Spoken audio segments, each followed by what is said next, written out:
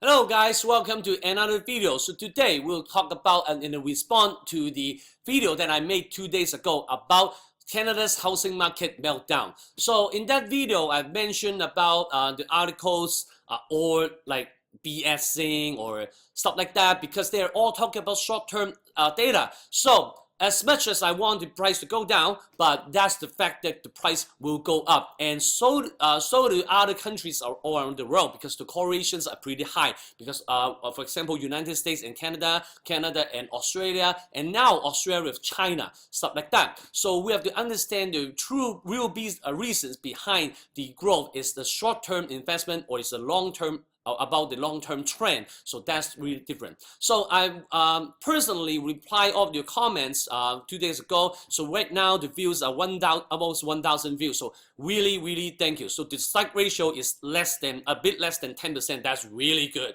So thank you guys for your support. So let's dig into the analysis today. So today we'll talk about four signals to determine the housing prices. So that is a subscriber asking below that he or she is saying that the housing prices should not be calculated this way because I don't take it offended, but I want to kind of sort of share what I'm thinking about these four primary factors. So he or she is talking about she's finding she looked for Investopedia that four factors are economic growth, demographics, interest rates, and government policies. Okay, so actually I agree. I really agree because I actually have another video in Chinese talking about how we should determine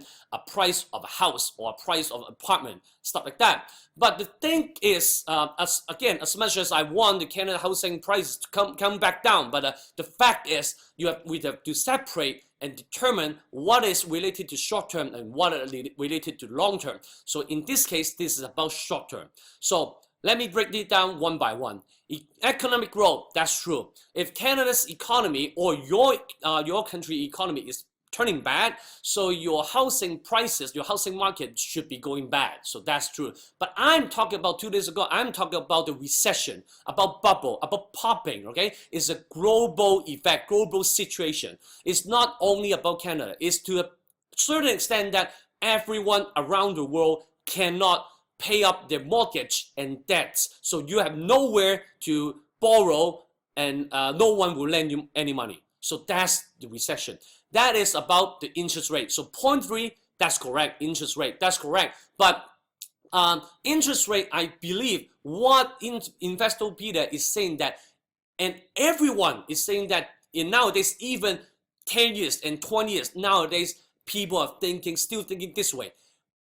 If we are going into interest rate hike, yes, for sure. The mortgage next month and the debts next month and the interest next month will go up, right? So people kind of panic. So you think people will sell a house? That's wrong.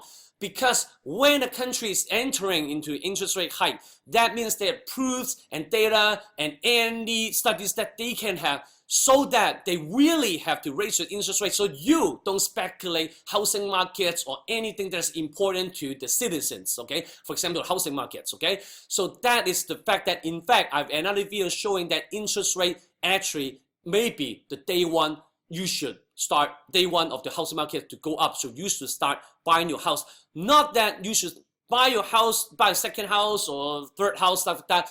But many of my friends or even your friends will see some BS articles like that. And 4 years ago or 5 years ago, sold the only house that we have, and now you're renting.